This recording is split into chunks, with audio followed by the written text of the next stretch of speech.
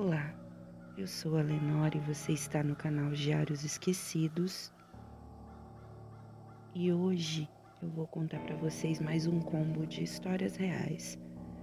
Todas as informações acerca da fonte dos textos estarão na descrição do vídeo. Antes de começar, eu gostaria de pedir para vocês, por favor, para já deixarem seu like, fazerem um comentário, pois isso me ajuda muito. E, se possível, indicar o vídeo para alguém que você acha que pode gostar desse tipo de conteúdo. Ah, não se esqueça de ativar o sininho. Bem, vamos lá? Pessoas na estrada. Eu fazia patrulhas em rodovias. A minha área de patrulha era uma rodovia que ficava em Minas Gerais, logo após a divisa com São Paulo, e que, por questões pessoais, não vou revelar o nome. O que contarei a seguir aconteceu por volta de 2007, enquanto eu ainda trabalhava na rua. Hoje em dia, só trabalho no administrativo. Era mais um dia de serviço normal. Eu estava trabalhando à noite, pois minha filha caçula acabara de nascer e eu fazia muitas horas extras para bancar os gastos que tínhamos. Cheguei na base por volta das 5h45 da tarde. Meu turno começava às 6h, mas eu sempre chegava um pouco antes para tomar um café e conversar com a rapaziada. No total, éramos 11 policiais. 5 ficavam na base atendendo o rádio e comandando as viaturas, e os outros 6 patrulhavam divididos em 3 viaturas, 2 policiais em cada uma. Naquele dia, tinha algo estranho no ar. Não sabia o que era, mas sentia uma certa tensão. Os pelos do meu braço se arrepiaram constantemente. Minha barriga estava estranha, como se eu estivesse ansioso, mas não havia nada de especial naquele dia. Um certo medo tomava conta de mim. Eu sou um policial. Dificilmente sinto medo. Já enfrentei bandidos fortemente armados e já corri atrás de ladrão no meio do mato em plena madrugada. Nada me surpreendia, mas naquele dia não conseguia controlar essa sensação ruim.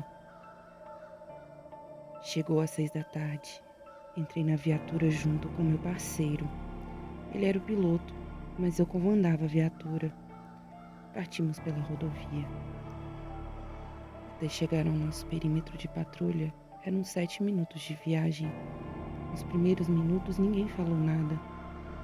Cansado daquela tensão, eu perguntei: "Segue uma versão do diálogo de maneira mais fiel que a minha memória me permite." "Hoje o dia tá meio estranho, hein? Clima tenso, não acha?" disse eu. "Achei que só eu estava sentindo isso. Minha mulher não queria nem que eu viesse trabalhar. Disse estar com um pressentimento ruim", respondeu meu parceiro. Aquilo só aumentou a tensão. Achei que só eu me senti estranho, mas era uma coisa geral. Chegamos ao nosso perímetro e iniciamos a patrulha. Era uma pequena estrada que ligava 2 cidadezinhas igualmente pequenas. Não tinha nenhuma iluminação e era mato para todo lado. Era uma rodovia perigosa, pois frequentemente assaltantes jogavam pedras no meio da pista para assaltar os carros que paravam. A vegetação alta e a escuridão da noite os protegiam. Após algum tempo na rodovia, recebemos uma mensagem da central. "Atenção VTR 72, recebemos ligações de motoristas relatando pessoas andando na borda na pista. Fiquem atentos aos suspeitos e abordem com cautela." Aquilo serviu de alerta. Diminuímos a velocidade, ligamos o holofote e empunhamos armamento apontando para a janela. Eu portava um fuzil e meu parceiro uma pistola. A viatura ainda estava equipada com uma calibre 12. Após alguns minutos, avistamos silhuetas andando no mato. Apontamos o holofote, mas a luz não chegava até as pessoas. Teríamos que descer e fazer a incursão no mato, a pé. Não podíamos entrar no mato com a viatura, pois a escuridão e o capim alto poderiam fazer-nos cair em uma vala. Peguei o rádio e avisei: "Central, avistamos os suspeitos. Estamos desembarcando para abordagem. Atenção para apoio. Ao contatar a central, paramos a viatura e descemos. Eu liguei a lanterna do fuzil e meu parceiro empunhava a lanterna em uma mão e a pistola em outra. Víamos 3 silhuetas à nossa frente. Segue o diálogo. Ei, pode parar os 3 aí. É a polícia. Põe a mão na cabeça e não vira pra cá. Os 3 continuaram andando como se não ouvissem. Para, tá surdo? Vou atirar, disse meu parceiro, já tenso. Nesse momento, as 3 sombras correram. Começou então uma perseguição no meio do mato. As sombras pareciam correr, não com toda a sua velocidade. Mesmo assim, já era o suficiente para que não conseguíssemos alcançá-los. Nesse momento, pensei que poderia ser uma emboscada. Era necessário atirar.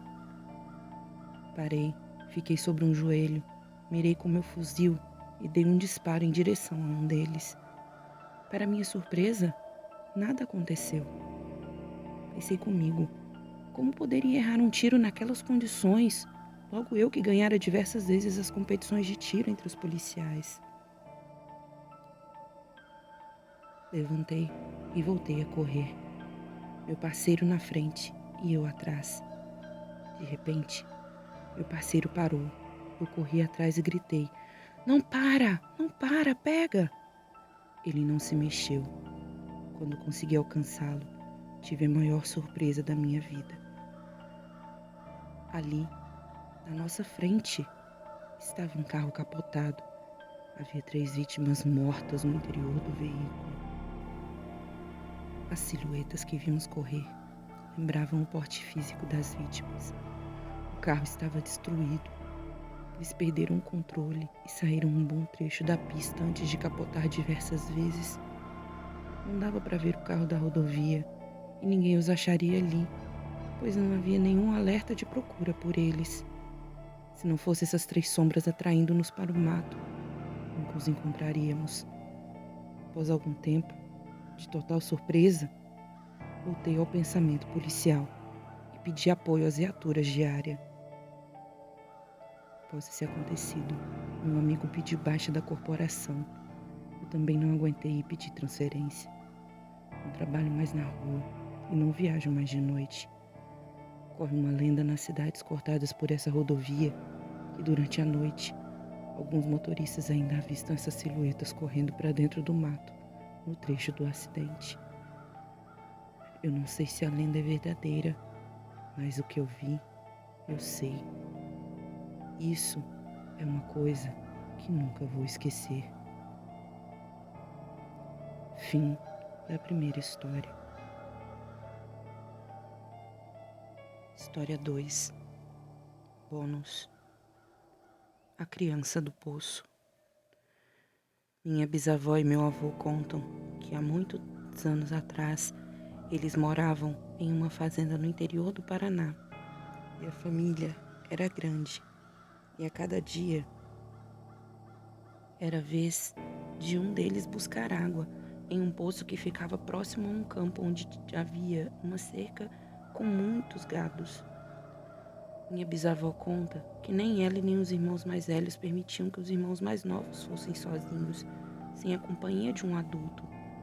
Um dos que fazia parte dos mais novos era meu avô. Meu avô, com seus 12 anos, não gostava de ser protegido e já queria se tornar um homem, até que um dia minha bisavó não se sentia bem e estava só ela, meu avô e alguns irmãos bem novinhos em casa. Os filhos mais velhos trabalhavam na fazenda para escolher o plantio. Não tendo opção, pedi para o meu avô, que era o mais velho dos irmãos que estavam presentes em casa, para buscar um pouco de água. Explicou um outro caminho, um pouco mais longe, mas que daria para outro poço. Mas meu avô, muito teimoso, desobedeceu e foi para aquele poço mais próximo. Chegando lá, vi uma garota atrás da cerca onde ficava aquele gado. Todos que passaram por essa experiência, inclusive os irmãos e tios do meu avô, relatam que ela tinha aproximadamente uns 8 anos de idade, cabelos escuros, um vestido florido e sempre chamava a pessoa pelo nome. Meu avô, sendo muito inocente, pediu para ela sair dali por ser arriscado, pois havia muitos animais grandes e ela se recusava. E ele tentava fazer amizade com aquela garota e ela apenas dizia as seguintes frases: quero ir na sua casa, mas meu pai é bravo. Não posso sair daqui. E meu avô falava que conversaria com o pai dela para deixar ela brincar e até levaria minha bisavó para convencê-lo. Meu avô, muito inocente, chegou perto da cerca e estendeu a mão para a garota. E ele estranhou porque a menina começou a repetir isso muito rápido. E meu avô disse que viu algo que nunca vai esquecer. A face da menina se transformava em outros rostos, até que ela foi ficando com uma fisionomia de um bicho e a voz engrossando. E ela continuava dizendo a mesma frase, porém com uma voz diferente e com uma face de bicho, que parecia ter focinho e pelos ao redor do rosto e do corpo. Meu avô não pensou duas vezes e saiu correndo, e acabou nem pegando água, e relata que demorou 6 horas para chegar em casa, que não conseguia achar o caminho e que se perdeu em uma mata. Ele diz também que nesse dia ele pode ter se perdido por conta daquela menina e que ela poderia ser o bicho da mata. Aliás, ele pegava aquele caminho todo dia e nunca havia visto uma mata por lá. Depois de 6 horas sumido, todos já haviam procurado pela cidade. Minha bisavó ficou em pânico. Então, aparece meu avô chorando e tremendo, contando o que havia ocorrido. Na hora que ele contou a história e a desobediência que havia cometido, a família inteira sentou na sala e foi conversar com ele, dizendo que nunca mais era para ele ir ali sozinho e que o motivo de não deixar os mais novos irem sozinhos até lá era porque havia o espírito daquela menina que aparecia para as crianças e que todos da família já haviam visto esse espírito. E minha bisavó conta que aquele espírito está preso naquele lugar desde quando ela tinha 10 anos. Depois daquilo, meu avô nunca mais foi buscar água. Ele preferia fazer o trabalho pesado da lavoura. Espero que tenham gostado desse relato. Com alguns dos meus irmãos e do meu avô, aconteceu quase a mesma coisa. A diferença foi o tempo que ficaram desaparecidos. Fim da história bônus. Bom, pessoal, espero que vocês tenham gostado. Não se esqueçam de indicar meu canal para alguém. E é isso. Obrigada e tchau, tchau.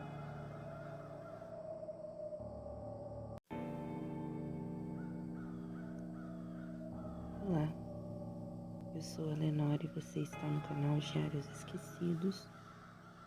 Hoje eu vou contar para vocês mais uma história real. Todas as informações acerca das fontes de onde eu retirei essas histórias estarão, como sempre, na descrição do vídeo. Antes de começar, eu gostaria de humildemente pedir para vocês para deixar seu like, fazer um comentário e, se possível, indicar o vídeo para alguém que vocês achem que pode gostar desse tipo de conteúdo. Fazendo isso, você já me ajuda demais. Ah, e não se esqueça de ativar o sininho, porque todas as vezes que eu publicar vídeo você vai ser avisado. Lembrando que até segunda ordem estamos com vídeo nas segundas, quartas, sextas e sábados. Sem mais delongas, bem, vamos lá? Ele se transformou. História 1.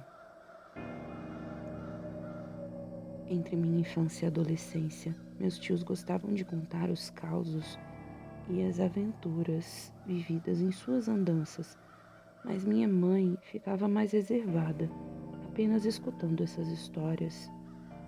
Um dia, ela finalmente contou para nós um acontecimento vivido no interior do Maranhão, mais precisamente na cidade de Penalva.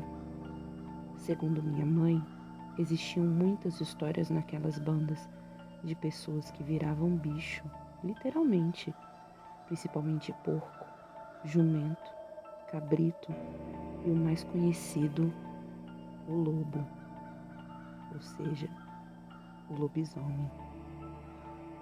Um belo dia, minha mãe foi dormir com minha tia no quarto, e o quarto dela ficava de frente para um corredor que atravessava a casa toda e era iluminado por uma luz pequena e azulada, embaixo de uma imagem de Nossa Senhora, que era da minha avó.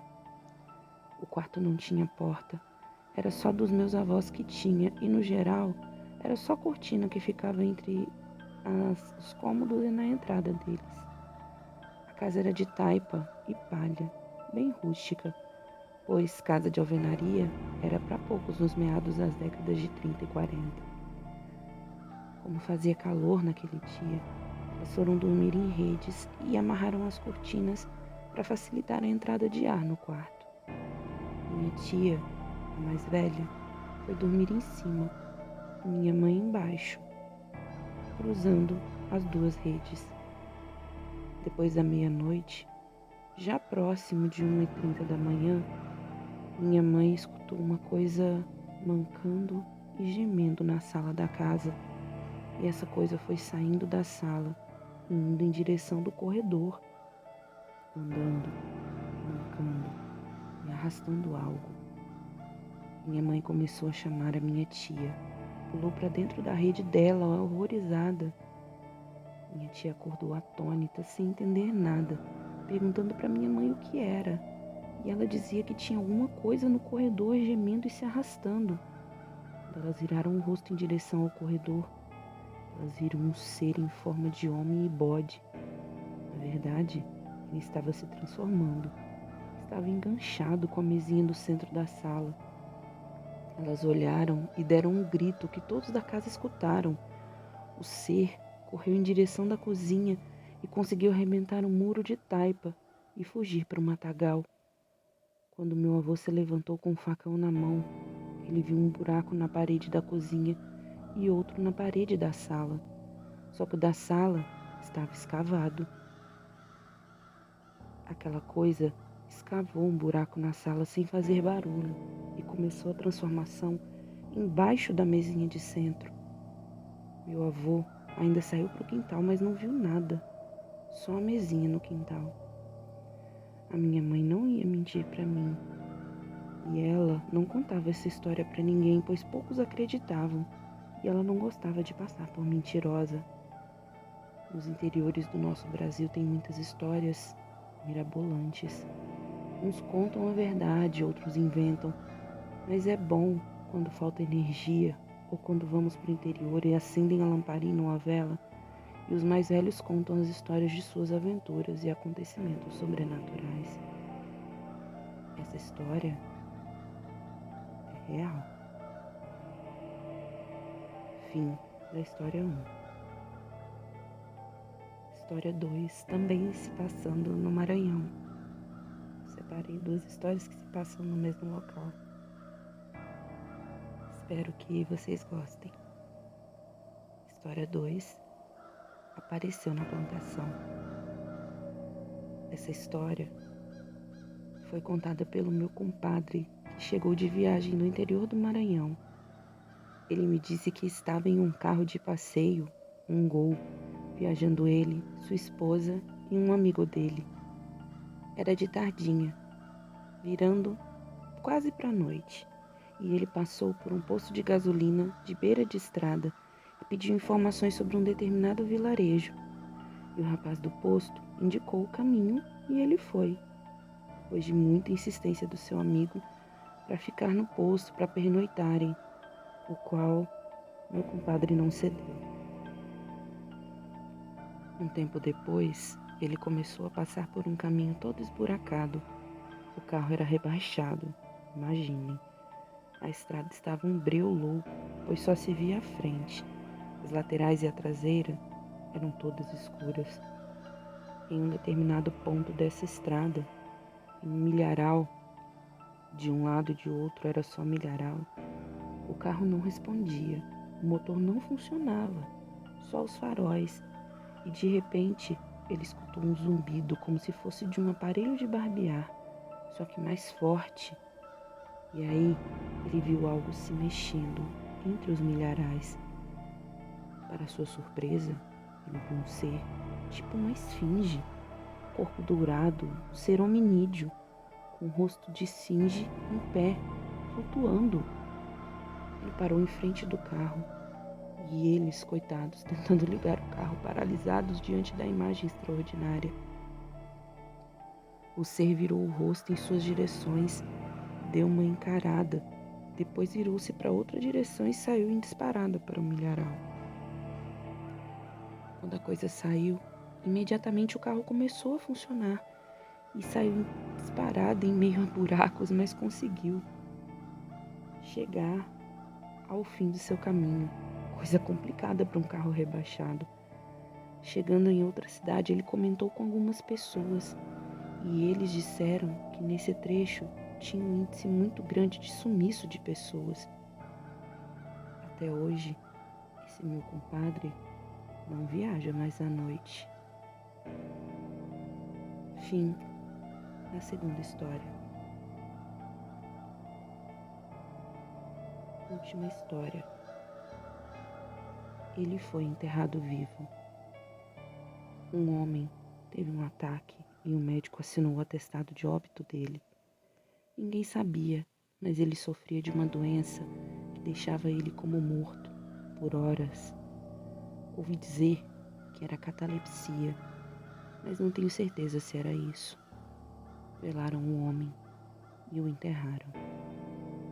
Após o enterro, as irmãs dele começaram a ter pesadelo todas as noites. Sonhavam que viam-o desesperado, em agonia. Enfim, nos sonhos ele não falava, mas demonstrava estar extremamente mal. As irmãs resolveram então procurar um médico que havia na cidade para saber como o irmão estava. Eu não sei em detalhes qual foi a conversa que elas tiveram com o médium e o que aconteceu, mas o médium disse para elas que ele havia sido enterrado vivo. Elas pediram ajuda às autoridades responsáveis por esse serviço e foram fazer a exumação do cadáver. Quando desenterraram o homem, ele estava com os calçados fora dos pés, com a camisa rasgada e os botões arrancados. No desespero da falta de oxigênio, ele arrancou os próprios cabelos com as mãos. Enfim, chegaram à conclusão que ele morreu porque acabou o ar do caixão, assim como o médium tinha falado. Depois disso, os pesadelos das irmãs terminaram. É como se ele apenas quisesse que elas ficassem sabendo o que tinha acontecido. As irmãs nunca revelaram isso para a mãe do homem que ainda era viva, porque se fizessem isso, a velhinha poderia morrer do coração. Por esse motivo, elas até evitaram comentar muito esse caso. Mas é um caso que, pelo seu teor, não ficaria para sempre escondido. E só por isso chegou até mim. Fim da terceira história. Bom, pessoal, e é isso. Eu espero que vocês tenham gostado da seleção de hoje. E fiquem ligados para a próxima. Obrigada e tchau, tchau.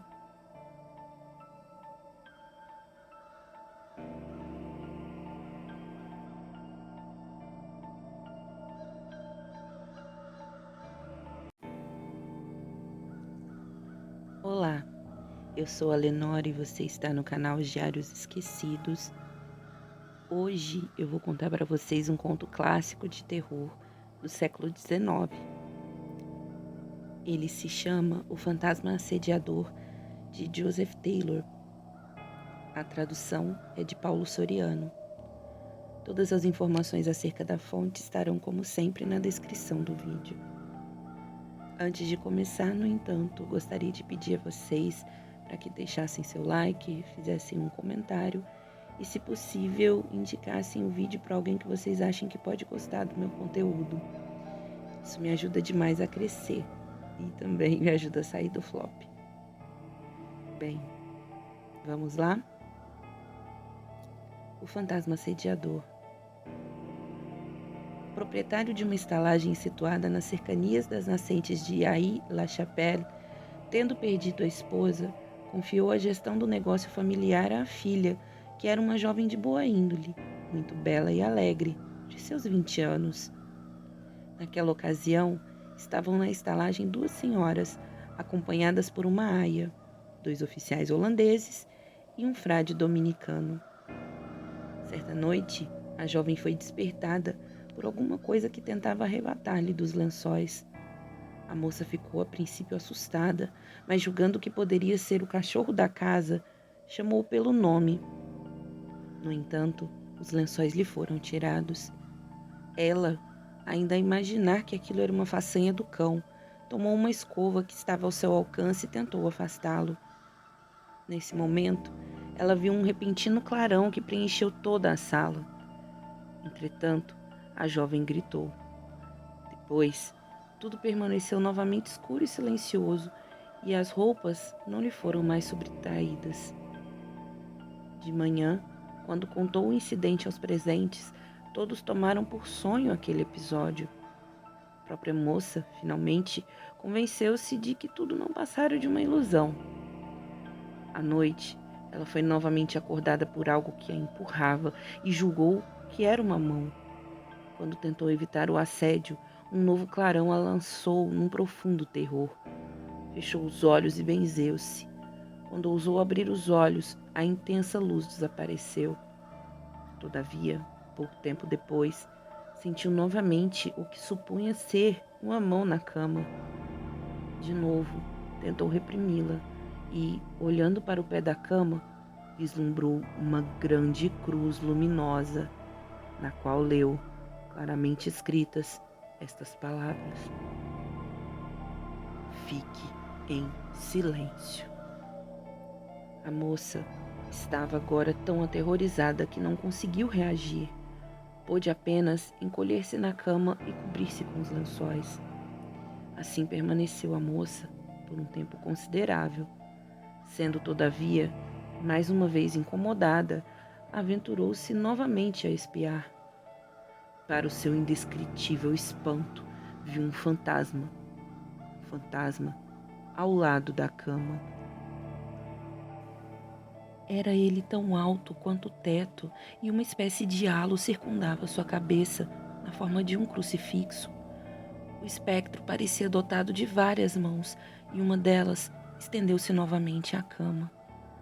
Supondo que o fenômeno fosse alguma visão celestial, ela, enchendo-se de coragem, saltou da cama e ajoelhou-se diante da mão. Mas, imediata e novamente importunada, convenceu-se de que se enganara. Sem forças para se desvencilhar de algo que agora a abraçava, gritou o mais alto que pôde para alarmar a casa e atrair alguém em seu socorro. Seus gritos despertaram as damas que estavam num quarto contíguo, e estas mandaram a aia para ver o que acontecia.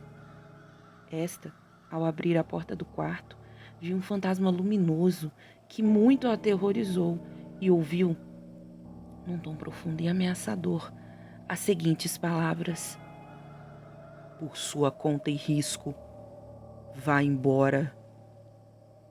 A mulher, prontamente, soltou um grito e se retirou. As damas, muito consternadas e cheias de terror, se levantaram, mas ninguém acudiu à garota.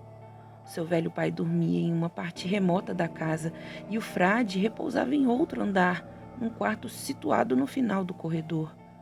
Quanto aos oficiais holandeses, haviam-se ambos ausentado em visita a uma aldeia vizinha. Nenhum outro assédio importunou a jovem naquela noite e, assim que amanheceu, ela se levantou, correu até o pai e contou tudo o que havia acontecido. As duas senhoras não estiveram ausentes por muito tempo, mas pouco falaram e logo deixaram a estalagem. O frade, tendo feito diversas perguntas à moça, declarou ter ouvido outros casos de natureza semelhante. Disse, todavia, que seria de bom alvitre que ela obedecesse aos comandos da visão. Se assim agisse, nada de mal lhe aconteceria. Disse, além disso, que ficaria para ver como as coisas se resolveriam. E entre mentes, encomendou, num convento vizinho, pertencente à sua ordem, missas e orações que devotamente juntaram-se às suas. Embora aquela assistência espiritual a tenha consolado, a jovem levou uma das criadas para acompanhá-la na noite seguinte. Na calada da noite, a cruz flamejante fez-se novamente visível.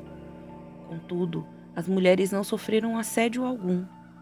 Estavam, no entanto, muito aterrorizadas. A criada disse preferir dar o fora a deitar-se naquele quarto novamente. O frade, na manhã seguinte, tomou para si o mérito do comportamento pacífico do espírito.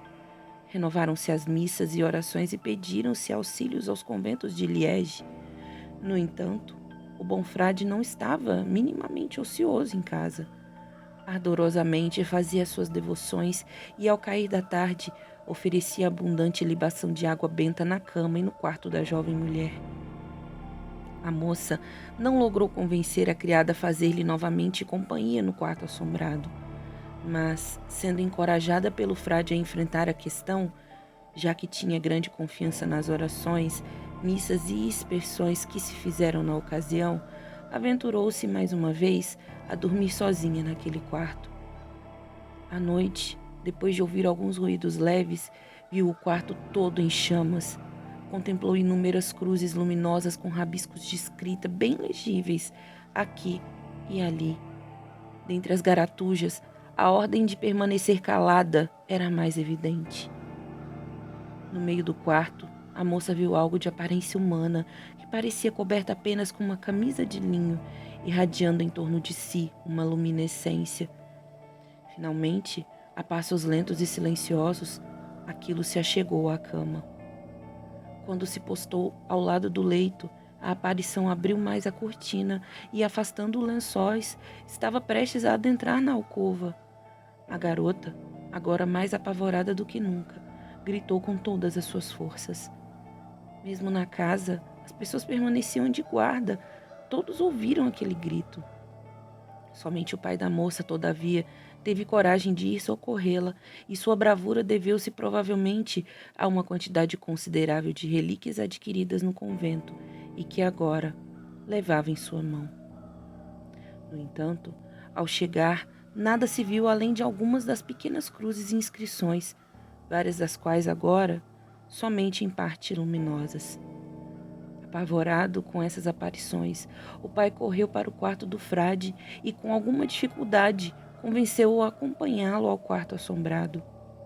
A princípio, o religioso se desculpou por não querer incomodar a moça em sua intimidade, mas assim que entrou e viu as cruzes, prostrou-se no chão e pronunciou muitas orações e encantamentos, aos quais o honesto estalajadeiro disse amém.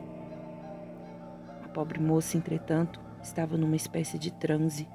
O pai, terminadas as orações, desceu correndo as escadas para tomar vinho, mas à sua recuperação foi preciso uma dose de licor. O frade, ao mesmo tempo, mandou acender e trazer um círio consagrado. Até então, eles tinham apenas a luz que aquela aparição irradiara, forte ainda para iluminar tudo na sala.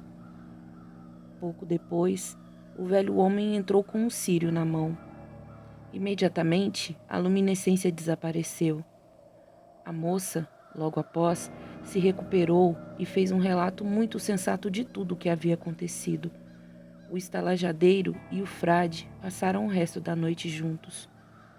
No entanto, para mostrar a santa virtude do círio, o frade removeu o daimon do quarto antes que o dia amanhecesse. Mas as cruzes e as inscrições ficavam novamente visíveis e assim permaneciam até que o círio fosse trazido de volta. Então, voltavam a desaparecer.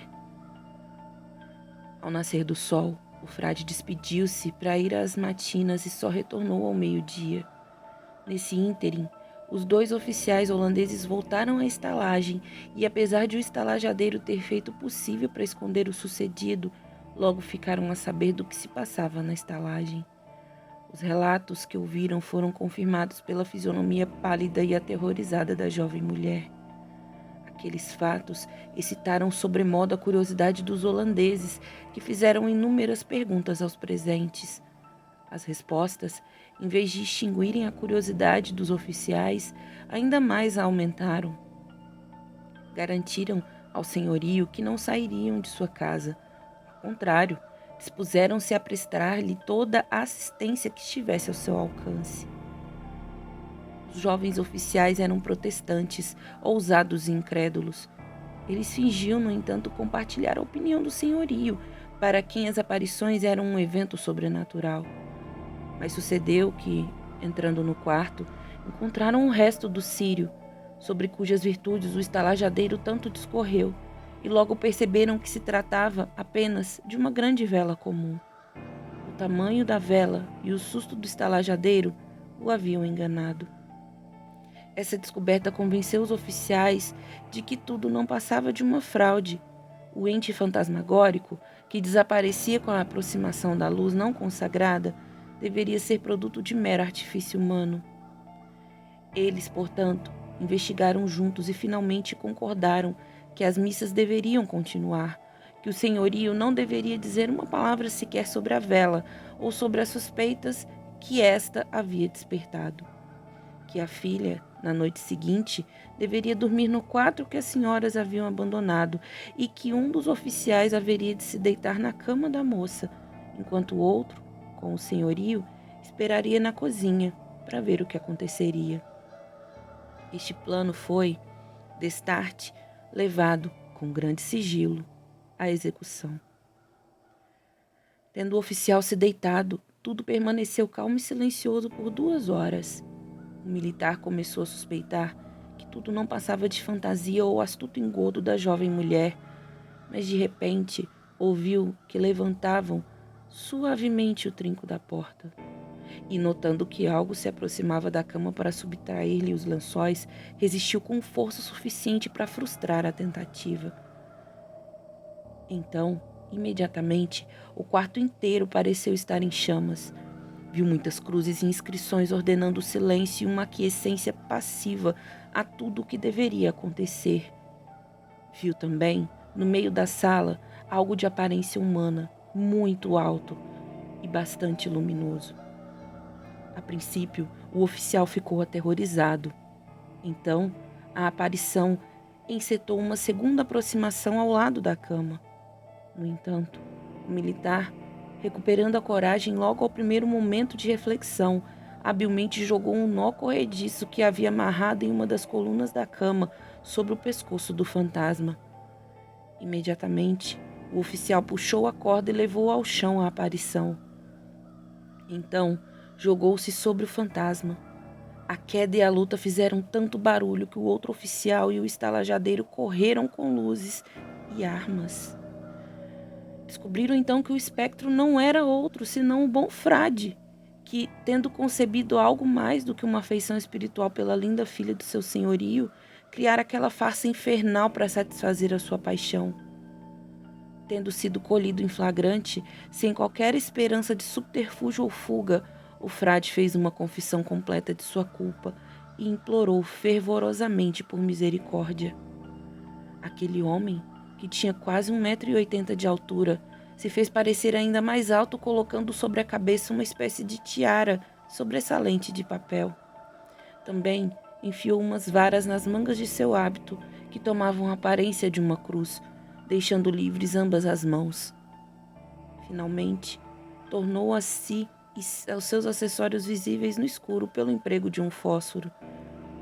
O estalajadeiro contentou-se em dar uma surra em sua reverência e em jogá-lo no olho da rua, com uma ordem restrita de deixar o território de Liege para sempre, sob pena de ser tratado com muito mais severidade.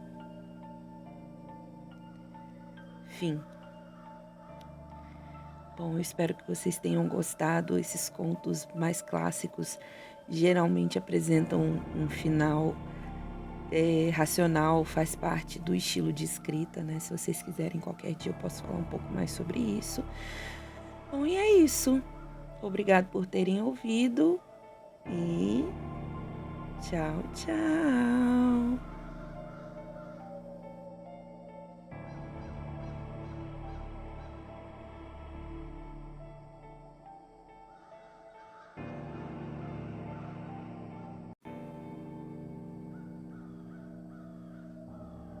Olá, eu sou a Lenora e você está no canal Diários Esquecidos.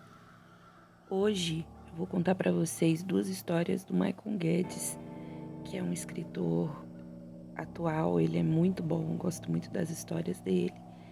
E todas as informações acerca das fontes, né, dos textos estarão, como sempre, na descrição do vídeo.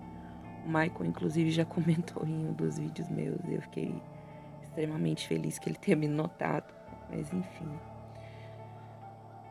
Antes de começar, como sempre, gostaria de pedir para vocês para deixarem seu like, fazerem um comentário e, se possível, indicarem o vídeo para alguém que vocês pensem que pode gostar desse tipo de conteúdo.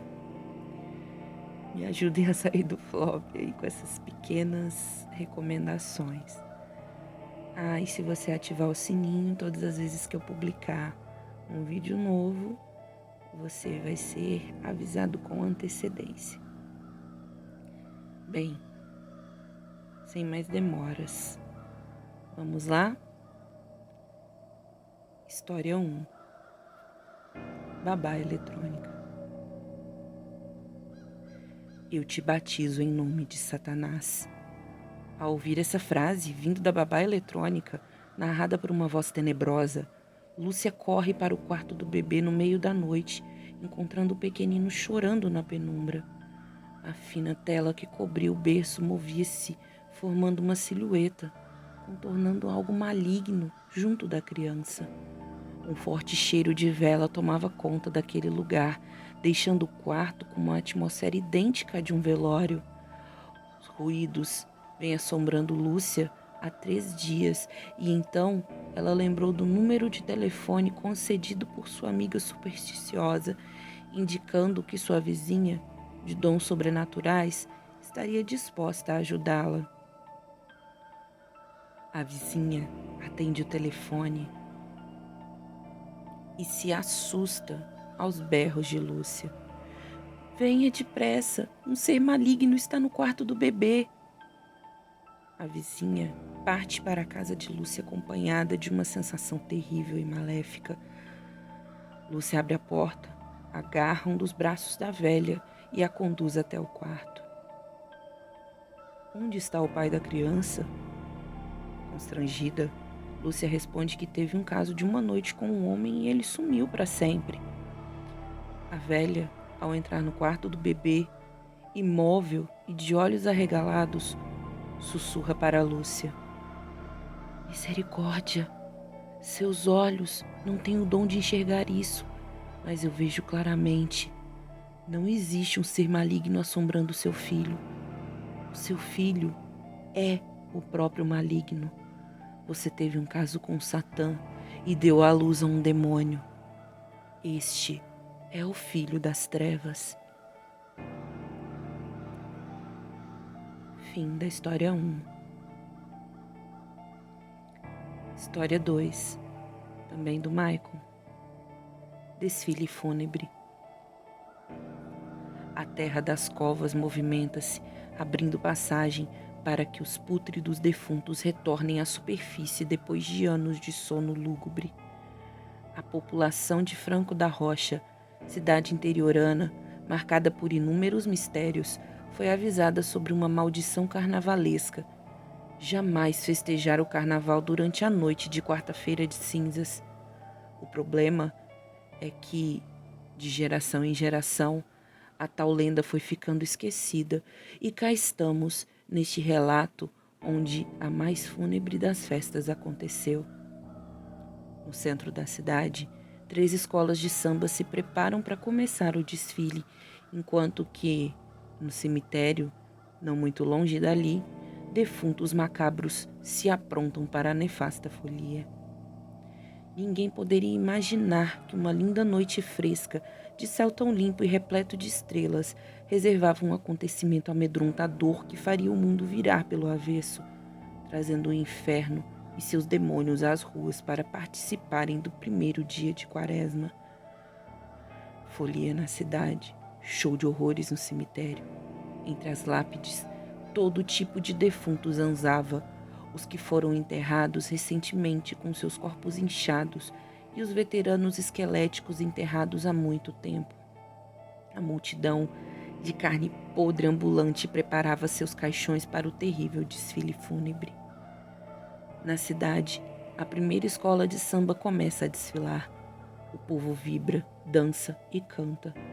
O desfile em Franco da Rocha não era nada comparado aos grandes sambódromos, mas a extensa rua de terra, onde os carros alegóricos percorriam, passando entre as arquibancadas de madeira do lado direito e um vasto matagal obscuro do lado esquerdo, era mais do que o suficiente para entreter a população daquela cidadezinha. O problema é que depois do imenso matagal começa o cemitério, lugar onde todos acreditavam que os cadáveres infames jaziam no sono perpétuo. Não naquela noite. Já passava da meia-noite e a última escola de samba de Franco da Rocha, a mais popular de todas, começava a desfilar e, como sempre, encerrando com o melhor show.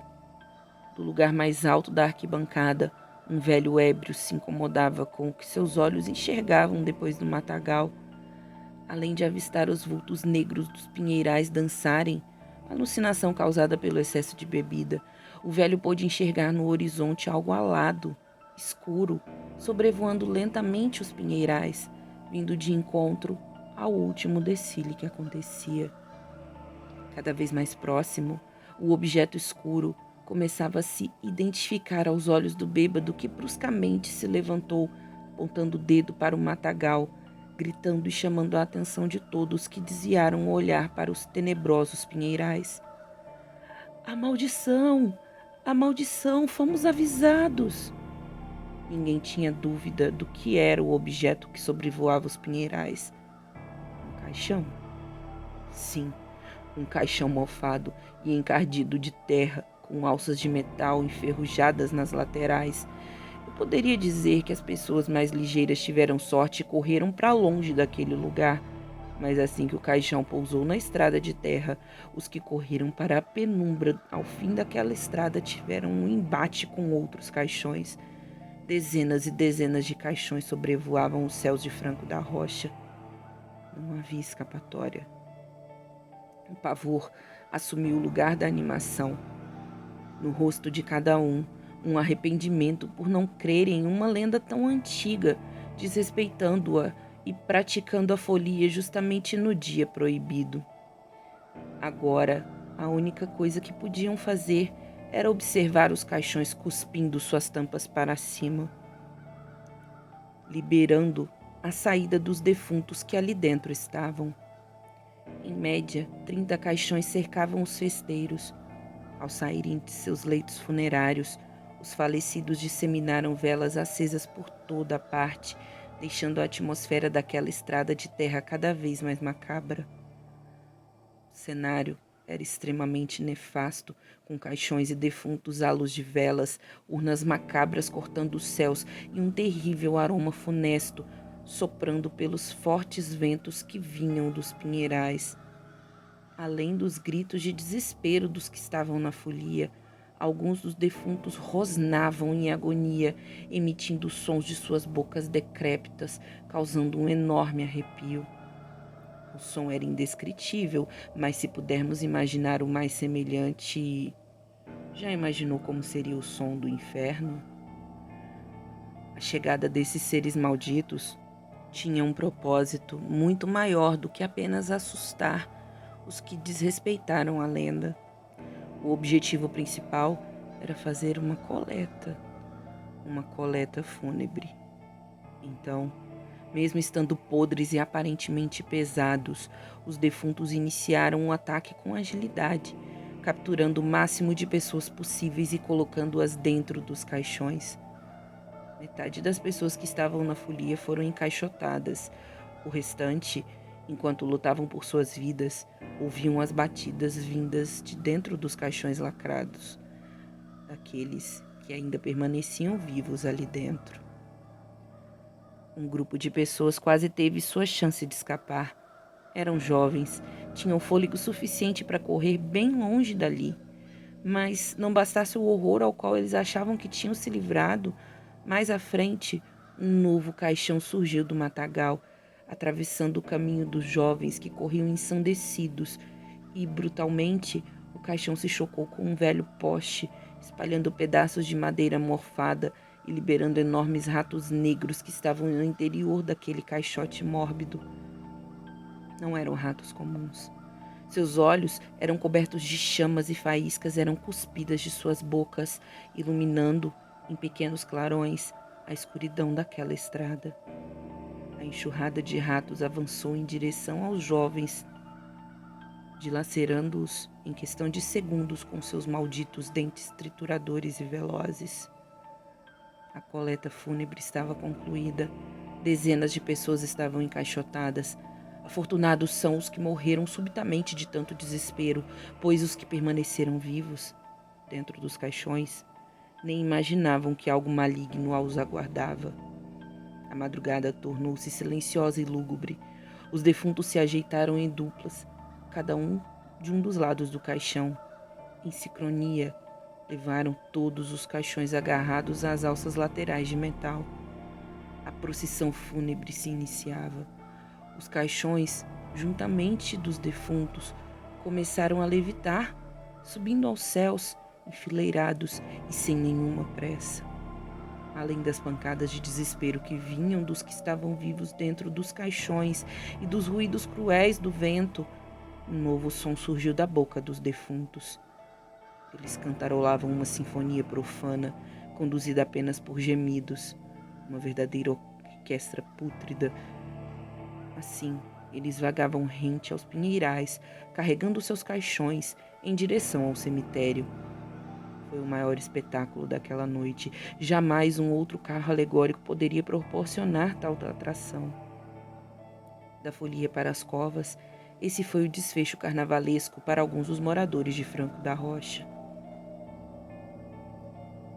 Fim da segunda história. Bom, eu espero que vocês tenham gostado. E é isso, sem mais demoras. Obrigada e tchau, tchau.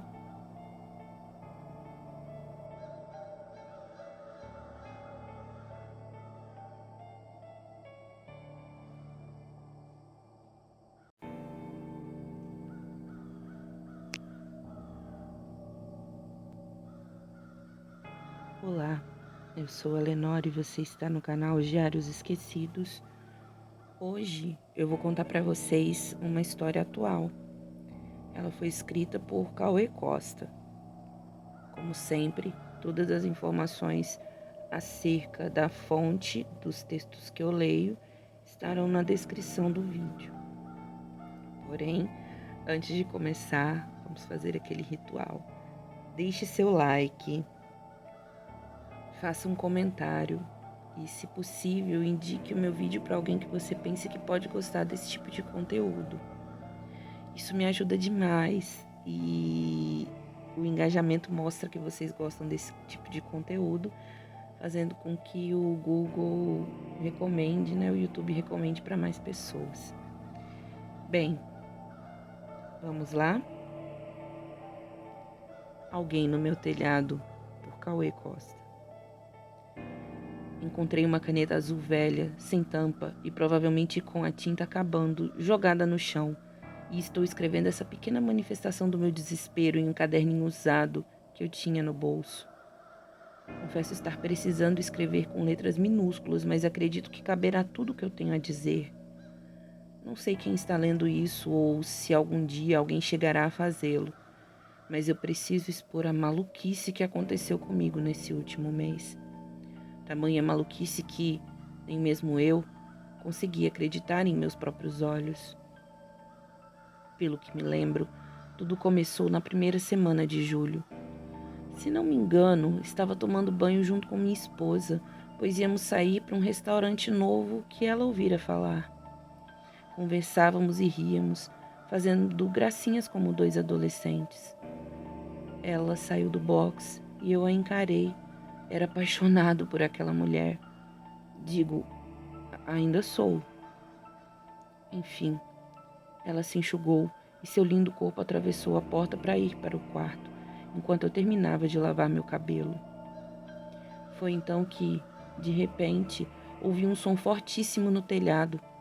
Sozinho no banheiro, com o chuveiro ligado derramando sobre mim a água mais quente possível, os olhos fechados por conta do shampoo que estava espalhado, não só no cabelo, como em quase todo o rosto, impedindo-me de dar sequer uma olhadela e me deixando preso na escuridão das minhas pálpebras, eu, como qualquer outra pessoa nessa situação, calei-me. Apenas escutei e deixei minha imaginação trabalhar. A cena que veio à minha mente enquanto estava praticamente imóvel e franzia a testa com aquele som bizarro foi algo como uma pessoa tropeçara e caíra, provavelmente de lado, com o ombro.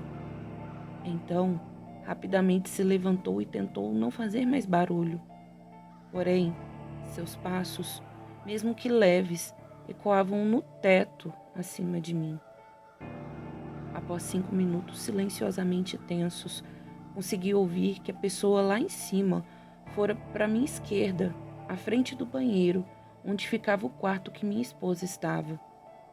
Não perdi tempo e comecei a enxaguar rapidamente o cabelo, molhando o banheiro todo. Contudo, percebi ter esquecido algo. A toalha. Esqueci a merda da toalha. Gritei para minha esposa umas 20 vezes e ela apareceu depois de alguns minutos, totalmente confusa. A princípio, ficou assustada com o nosso possível hóspede indesejado. Inclusive, disse seriamente em ligar para a polícia, mas eu a convenci, tanto ela quanto a mim mesmo, que poderia ser apenas minha imaginação. De alguma forma, ela nunca chegou a ouvir nada, mesmo depois de semanas. Neste dia, conseguimos ir ao restaurante e tudo ficou bem após chegarmos em casa. Para falar a verdade, a semana toda após isso, eu também não ouvi nada. Foi só no sábado seguinte, quando eu acordei por volta das 2h30 para ir ao banheiro, que ouvi algo ainda mais estranho que na semana anterior. Juro que não estou louco, mas também juro que ouvi algo. Parecia ser um grito vindo do teto, exatamente em cima do meu quarto. Voltei correndo para averiguar, e tudo que vi foi minha linda esposa desmaiada angelicalmente sobre os lençóis, quase transparentes. Nada de fantasmas. Em seguida, porém, um som aterrorizante que fez todo o meu corpo arrepiar e congelar por alguns segundos ecoou no mesmo lugar. Alguém estava gritando, grunhindo e batendo violentamente contra as telhas. As palavras eram indecifráveis, mas os gritos de desespero sem dúvida não vinham da minha mente. Quase 30 minutos se passaram para que o visitante aparentemente se cansasse. Eu, mesmo assustado e com muito receio, aproveitei para tentar descansar. Enfim, deitei-me, ainda desconfiado, no recamier do quarto e apaguei completamente. É óbvio que no dia seguinte, quando contei a minha esposa a história toda, ela ficou ainda mais assustada, decidindo então ligar para o meu cunhado, o qual fora nosso engenheiro. Foi ela quem falou com ele, então tudo o que sei a respeito saiu diretamente de sua boca, e não, sem querer ofendê-la, da boca do especialista. Ela apenas repassou a informação que entendera e eu nem ao menos a questionei. Sem entrar em muitos detalhes, já que esse não é o meu objetivo aqui, mas basicamente o telhado é consideravelmente novo. Existe um espaço de mais ou menos 90 centímetros entre o teto e a telha, e não há buracos, espaços e nem brechas em nenhum lugar, ou pelo menos não que um ser humano coubesse. Ou seja, era impossível, palavras dela, ou melhor, do irmão dela, que qualquer pessoa, mesmo uma criança, pudesse entrar lá dentro. Depois de toda essa explicação técnica e racional, sua insegurança simplesmente desapareceu. Porém, eu ainda ouvia barulhos pelo telhado e não pensava de forma alguma que poderia estar ficando louco. Correção, eu não pensava que poderia estar ficando louco até um dia específico. Na terceira semana do mês, terça-feira, Eu precisei sair para um compromisso de trabalho que ficava fora da cidade, deixando a casa toda para minha esposa, das 7h30 até por volta da meia-noite. E mesmo depois de chegar em casa, desmaiaria na cama. Dito e feito. A incrédula mulher ficou sozinha o dia todo, trabalhando em seu livro que precisava estar pronto até o mês seguinte. Quando voltei e despenquei sobre o colchão, que nunca fora tão macio quanto naquele momento, ela me disse que ainda precisava dar alguns ajustes na história e que provavelmente iria dormir tarde. Segundo ela, ficou acordada até às 3, que finalmente sentiu sono e foi se juntar a mim. De manhã, indaguei sobre os sons no telhado. Antes de sair no dia anterior, eu havia pedido para tomar cuidado e que ela me ligasse caso qualquer coisa acontecesse. Porém, segundo ela, não ouvira nada. Absolutamente nada. Fazia séculos que não aparecia ou apreciava um bom tempo sozinha, em silêncio, e o dia anterior fora mais que o ideal para ela. Ouvindo essas palavras, suspirei aliviado. Talvez realmente não tivesse nada, nem ninguém lá em cima. Talvez fosse meu estresse me enlouquecendo, ou poderiam ser aqueles estalos de dilatação, ou sei lá, pedaços velhos de madeira, de telha, talvez morcegos, ratos. Ou, quando me dei conta, estava sozinho. Minha mulher fora ao mercado e eu estava sentado na sala, com o livro do Edgar Allan Poe em mãos. Se ela ficou 18 horas sozinha aqui e não ouviu sequer um ruído, eu vou ficar bem por alguns minutos, eu pensei. Isso foi o que eu pensei, até que algo aconteceu. De repente, alguém martelava freneticamente o calcanhar no teto, como se quisesse derrubá-lo, como se quisesse chamar a minha atenção. Dessa vez, não fizera barulho sem querer, para depois ficar em silêncio. Dessa vez, tinha vontade de me amedrontar. Pulei da poltrona e deixei o livro cair. Fiquei horrorizado com o que imaginei ser a pessoa engatinhando de um lado para o outro, pisando com toda a força que tinha e chutando o que pareciam ser telhas velhas que foram deixadas do lado de dentro. Aquilo tudo me provocou um medo que não consigo descrever. Fiquei paralisado olhando para cima por vários minutos, encarando a superfície lisa e branca de gesso. Não piscava, não falava. Minhas pernas tremiam e um suor frio escorria pela coluna. Contudo, o pavor real veio quando ouvi aquilo.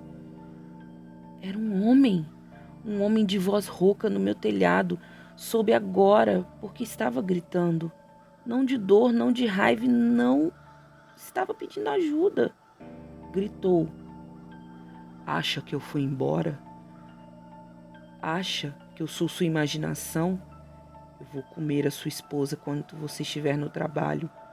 Por que acha que ela não acredita em você quando fala que tem alguém no telhado? Aquilo me enfureceu. Minha raiva se tornou maior do que meu medo e então confrontei-o. Berrei que se fosse homem o suficiente sairia do meu telhado para resolvermos isso cara a cara e que caso não o fizesse eu iria subir lá para acabar de vez com isso. Mas essa segunda opção não seria muito boa para ele. Se passaram alguns segundos para que me respondesse até finalmente dizer: daqui eu não desço, a não ser que você saia de novo. Desde a adolescência sou um homem calmo, anti-violência e me considero contra o armamento da população. Mas neste momento, nossa, eu nunca quis tanto ter uma arma. Cambaleei um pouco para o lado e mordi com força o maxilar, sentindo ódio. Parei um momento, respirei fundo e decidi que não cairia no papinho daquele cara. Era óbvio o plano dele. Queria que eu fosse lá para cima, talvez onde escondesse armas, onde pudesse me machucar ou até mesmo me matar.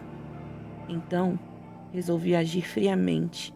Fiquei em silêncio e apenas me sentei novamente para esperar minha esposa chegar, decidindo ignorá-lo de agora em diante. Desde que começamos a namorar, nunca pensei que ela fosse capaz de me trair, e depois que nos casamos, as chances disso acontecer me pareciam ter caído ainda mais. Nunca desconfiei dela e nunca me dera motivos para isso. Pelo contrário, sempre mostrava o quanto me amava e mesmo depois de alguns anos, 11 anos e 8 meses para ser exato, era nítida sua paixão por mim. Sabendo de tudo isso, as provocações daquele sujeito não eram suficientes para me causar conjectura. Mas ainda assim, por que somente eu o ouvia? Após outras tentativas de convencer minha esposa de que havia sim um homem no nosso telhado, todas elas sutis, como pedir algo para sua mãe quando criança, obviamente a deixei estressada com a insistência. Me disse que eu era o único que ouvia qualquer tipo de barulho em casa e que, como seu irmão disse, era impossível ter alguém lá dentro. Contei o que acontecera enquanto ela estava no mercado para rebater seu argumento. Minha mulher apenas me encarou fixamente, sem reação, sem expressão. Parecia alguém que finalmente percebera ter se casado com um louco. Mas não de modo pejorativo, e sim um louco de verdade. Entretanto, somente virou as costas e me mandou ir embora, pois estava tarde e ela precisava terminar o seu livro. Após rolar de um lado para o outro na cama por quase 1 hora, desisti de tentar. Simplesmente não conseguia. Sempre que fechava os olhos, via aquele louco fazendo algo com minha mulher. Ora sequestrava ela, ora espancava. E em outras vezes, afastei os pensamentos e me levantei. Fui até a porta e espreitei calmamente a sala de jantar. Lá estava ela, no completo escuro, linda sobre a luz da vela, a qual gostava de ficar para escrever suas histórias. Seus contos eram realmente bons, uma ótima escritora, e eu tenho muito orgulho dela, muito mesmo. Mas, de um segundo para o outro, algo estava errado. Percebi que os móveis de madeira pareciam podres, o chão estava sujo e as paredes escorriam lama. Até que, de repente, um homem alto, meio gordo, sem camisa e com pelos em todo o corpo, barba grande e suja, dentes amarelos, sujeira e suor em toda a sua pele, um homem que parecia estar preso em cativeiro. Esse homem estava no meio da minha sala, chegando perto da minha mulher. A luz fraca revelava aos poucos sua aparência. Tentei sair do quarto, mas a porta se fechou sozinha. A última cena que vi foi aquele ogro sorridente colocando as mãos no ombro da minha esposa, nos ombros da minha mulher. Quando acordei finalmente, percebi que estava ficando louco. Se aquele cara existia ou não, não importava. Eu precisava subir lá e ver com meus próprios olhos. E caso ele fosse real, iria matá-lo. Preciso admitir que essa ideia perdurou em minha mente por alguns dias. Os pesadelos ficaram comuns. Eu acordava no meio da madrugada e ia ao banheiro escutando o filho da puta lá em cima. Voltava a dormir pelas próximas horas restantes até abrir os olhos novamente. E quando nos levantávamos de manhã, o silêncio era ensurdecedor. Ao que parecia, estava me provocando. Fazia os barulhos somente para eu escutar. Aparentemente, sabia quando minha esposa poderia ou não ouvir. O resto do dia era a mesma coisa. Eu saía para trabalhar, receoso de que ele pudesse descer para fazer algo contra aquela linda escritora que passava seus dias sentada na frente do computador. Mas, felizmente, em nenhum momento isso aconteceu. E agora tenho certeza disso. Chegava do trabalho cansado e tentava dormir cedo para ser poupado ao menos uma noite dessa perturbação. O que não funcionava. Novamente, lá estávamos nós. Eu no banheiro lavando as mãos na pia, minha mulher dormindo tranquila e profundamente na cama, e ele lá em cima se arrastando e batendo contra o teto do banheiro, ou do corredor, ou da cozinha, ou da sala, ou do quarto, correndo, rolando, rindo e... Depois de quase um mês, eu realmente não aguentei mais. Havia um louco morando e de alguma forma sobrevivendo no meu telhado. O mesmo telhado que era impossível de se entrar. E esse louco me atormentava propositalmente, fazendo barulho quando eu era o único acordado, ficando quieto quando minha mulher estava e me ameaçando quando ela saía. Isso estava mexendo comigo. Preciso admitir que neste momento meu teto de gesso está todo marcado, pois eu adquiri o hábito de jogar coisas, objetos para tentar domar aquele animal, o que nunca funcionou, mas eu fui persistente.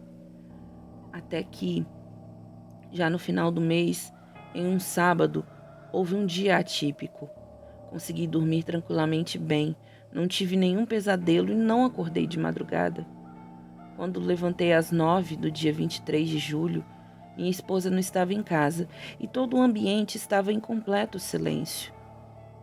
A princípio, pensei estar sonhando, mas logo me dei conta que não. Será que finalmente minha perturbação acabou? Será que o homem no telhado me deixou em paz? Foi embora? Por que foi embora? Cansou de me esperar subir lá em cima? Ou será que nunca foi real? Essas perguntas flutuavam em minha mente, me deixando intranquilo, alegre e um pouco confuso. Porém, e se ele estivesse apenas dormindo?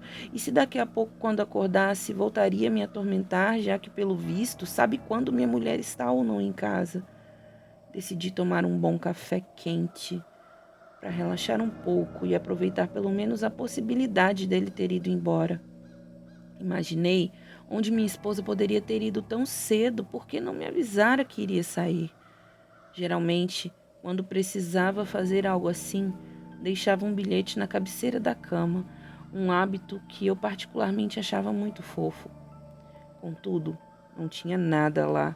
Ela apenas saíra sem deixar rastros, o que obviamente não tinha problema algum, pois estaria de volta antes do almoço.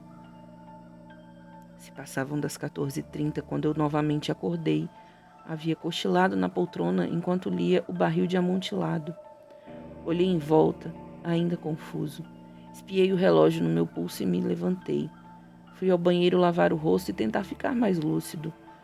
Depois, rodei a casa à procura dela, mas não a encontrei. Não encontrei minha esposa. Aquela tarde quente, por algum motivo, era estranha e passava a impressão de que algo estava para acontecer. Voltei para o quarto e, ao arreganhar as cortinas e abrir a janela, deixando a luz quente do sol penetrar o quarto, percebi um detalhe, apenas um detalhe, que me chamou muito a atenção. As portas do guarda-roupa estavam abertas e com algumas roupas faltando, algo que eu não tinha percebido por conta do escuro que havia lá até então. Corri para conferir e, quando me dei conta, meu coração doeu com um possível motivo. De fato, roupas estavam faltando lá dentro, as roupas dela. Fiquei confuso e com um aperto imenso no coração, principalmente quando vi que sobre o rack do quarto havia sim um bilhete escrito em uma página de um caderninho. Meu amor, dizia, sinto muito por isso, muito mesmo, mas você não está bem. Tenho medo de você estar ficando louco por conta desses barulhos imaginários no telhado, barulhos esses que nunca cheguei a ouvir. Juro que nunca duvidaria de você, mas depois de certos eventos, dos quais tentei me permitir continuar acreditando, cheguei à conclusão de que não consigo.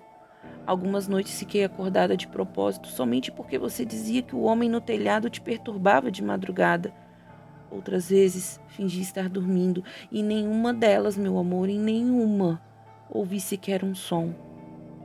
Para ser sincera, ouvia você ficar quieto, repentinamente congelado, ouvia você resmungando, dizendo: eu ainda vou subir aí e matar você, seu filho da puta. Depois de vários dias, ouvia você jogando objetos metálicos contra o teto e gritando: nos deixe em paz. Por que não nos deixe em paz? Eu sei, meu bem, que você nunca me machucaria, mas precisa de ajuda, precisa urgentemente. Por isso, vou sair de casa por alguns dias. Peguei minhas roupas e vim para minha mãe. Vou mandar um assistente social aí segunda-feira e vou ligar para o seu trabalho e explicar que você não está mentalmente bem para ir, por tempo indeterminado. Me desculpe por agir dessa forma, mas foi a única que encontrei. Eu te amo. Aquilo me destruiu. Ficava acordada de propósito, me ouvia gritando, mas não ouvia ele. Não pode ser possível. Será que estou realmente louco? Meus pensamentos estavam a mil, meu corpo fervia, minhas pernas ficavam bambas. Tudo o que eu queria era ela de volta, com minha vida normal de volta. Fiquei desolado. Sentei-me na cama, de cabeça baixa, acariciando as folhas do caderno onde estavam as linhas perfeitas com a letra dela. Contudo, essas letras formavam palavras e frases que me doíam o coração. Guardei o caderno no bolso. Será que vou conseguir ler seu livro? Pensei. Ainda não estava pronto e alguma coisa me dizia, eu conseguia sentir, quase aceitar, que eu não tinha tempo suficiente. Aceitei a proposta. Iria esperar sozinho até segunda. O assistente social viria e eu iria melhorar. Por ela. Foi então que, repentina e surpreendentemente, ele voltou. As batidas fortes no teto vieram acompanhadas de socos desesperados nas telhas e depois um grito que com certeza usara todo o fôlego e garganta para proferir. Eu ainda estou aqui, seu merda. Sobe aqui para eu te mostrar uma surpresinha. Eu simplesmente paralisei. Então, você ainda está aí? Gritei, também usando minha garganta. Tudo isso é culpa sua, seu merda. Me deixe em paz, você não é real.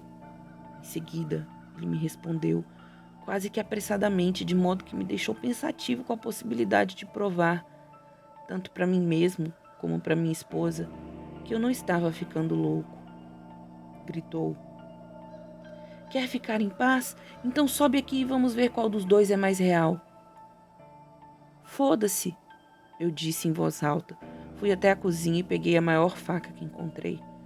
Porém, rapidamente, percebi que havia a possibilidade de eu ser preso por assassinato, pois não podia provar ser real tudo aquilo que acontecera comigo, levando em conta que nem a mulher que morava na mesma casa que eu poderia confirmar meu álibi. Foda-se, gritei, novamente, ainda mais alto. Corri para a despensa, peguei um saco de pão e alguns salgadinhos. Além de matá-lo, iria incriminá-lo de roubo. Enquanto procurava a escada, aquele desgraçado ainda fazia barulhos constantes lá em cima, o que me deixava cada vez mais irritado e com necessidade de pressa. O sol ardia forte em um céu sem nuvens. Pássaros voavam em bando. O vento soprava forte o bastante para tremer a escada. Meu coração palpitava com um soco interno contra meu peito, que mesmo após chegar ao telhado não parou. Em meu pulso esquerdo, o relógio marcava 15h25. Estava agora lá em cima, andando sobre as telhas. Eram duras, de boa qualidade. Procurei qualquer buraco ou forma de passagem para dentro, mas não encontrei. Ela estava certa. Naquela altura, com uma vista linda, o vento indo constantemente de encontro ao meu corpo, cogitei voltar para baixo e aceitar de vez que estava maluco. Entretanto, neste mesmo momento, como que adivinhando meus pensamentos, algo bateu do lado de dentro da telha, exatamente debaixo dos meus pés. O nervosismo voltou. Comecei a chutar com toda a força que eu tinha, segurando a faca em uma mão e uma sacola com comida em outra. Depois de alguns minutos contínuos tentando quebrar aquela merda, finalmente consegui. Um buraco se abriu, revelando um escuro sem fim lá dentro. Meu sangue ainda fervia e o calor intensificava o ódio. Pulei no buraco, sem pestanejar. Sem dúvida, o que mais me chamou a atenção foi a escuridão que se estendia por todo o lugar, juntamente com o silêncio e o frio de um lugar inabitável e inabitado. A única fonte de luz que existia ali fora causada por mim. O buraco do qual quebrei e entrei servia como iluminação direta no exato ponto onde eu estava. Porém, não clareava mais de 30 centímetros ao meu redor e todo o resto do lado de dentro do telhado estava em completa treva. Assim que meus pés tocaram o concreto, fiquei atento, como um cervo esperando a hora certa de driblar o leão. Mas esse cervo aqui tem galhadas grandes e resistentes. Segurava com força a base da faca, vendo os fragmentos de luz sumindo no reflexo da lâmina. Andava pausadamente, devagar, sentindo o cheiro estranho que infestava aquele ar. Me preparava física e psicologicamente para enfrentar o que quer que fosse aquele homem. Estava tenso, apreensivo. Poderia ser a qualquer momento. Andava de um lado para o outro e nada, nenhum vestígio de que um ser vivo humano ou não, poderia estar vivendo ali. E um resquício de comida ou água, ou sei lá, copos. Mas depois de alguns minutos procurando aquele psicopata no completo escuro daqui de cima, percebi que minha única fonte de luz havia sumido. Simplesmente desaparecera, o que era impossível. Como um buraco tão grande que fora despedaçado tinha retornado ao seu lugar pedacinho por pedacinho. Sem dúvida, algo ruim estava por acontecer. Nem me preocupava mais em encontrar meu visitante, eu só queria sair dali. E enquanto me preparava para a dor que sentiria ao socar freneticamente as telhas duras até elas de alguma forma quebrarem, subitamente ouvi algo ou alguém embaixo do meu telhado, andando pela casa, abrindo as portas e falando em voz alta. Colei os ouvidos no concreto gelado e prestei atenção, muita atenção. Não, não pode ser. É ela. Minha esposa voltou. Mas algo estava errado. Uma segunda voz. Uma voz de. Não, não pode ser. Tem um homem lá embaixo. O chuveiro estava sendo ligado. Os dois entraram juntos e falavam sobre. Sobre. Não. Ela não pode fazer isso comigo depois de todo esse tempo. Depois de tudo isso. Como ela. Então, ouço um pedaço de uma frase estranhamente familiar. O restaurante que minha amiga me indicou. Ela disse que é ótimo e. Exatamente. Eu estava exatamente em cima do banheiro, do meu banheiro. Quem está aí embaixo? E ao ouvir aquilo, levantei-me rapidamente e recuei para trás, assustado. Tropecei em uma telha velha e caí de lado, com meu ombro amortecendo a queda. Ao fazer todo aquele barulho, levantei-me rapidamente e fiquei paralisado, tentando não me mover para ouvir melhor o que estava acontecendo lá embaixo. 5 minutos se passaram e eu decidi ir para o canto, à minha esquerda, que estava um pouco iluminado por conta dos fios de luz que passavam atrás de minúsculos buracos. Após alguns segundos, ouvi aquilo que julgo ter sido o som mais assustador de toda a minha vida. Mesmo depois de tudo que tinha passado até então, nada se equiparava àquilo. O homem lá embaixo no banheiro gritou. Gritou desesperadamente o nome de minha esposa várias vezes e ela apareceu. Depois de alguns minutos, confusa. Foi aí que eu percebi. Foi aí que eu entendi tudo. Era a minha vez. Dessa vez, eu era o homem no telhado. Após aquilo, fiquei por o que julguei ter sido uma semana em silêncio absoluto. Não foi nada fácil, mas sobrevivi. Minhas evidências falsas foram de muita utilidade para todo o tempo de hospedagem. Porém, foi só então que percebi uma coisa. Percebi que, para poder sair desse lugar, aquele homem lá embaixo precisava ficar assustado e confuso o suficientemente ao ponto de literalmente subir aqui para ver quem estava fazendo todo esse barulho. Não poderia deixar minha esposa, a mulher, me ouvir. Ele precisava ser o único. E eu acho e me lembro muito bem dos momentos certos. Hoje, meu querido, eu aguardo ansiosamente a sua chegada. Fim. Bom, quase um filme, né? A história. Eu espero que vocês tenham gostado. E é isso. Obrigada e tchau, tchau.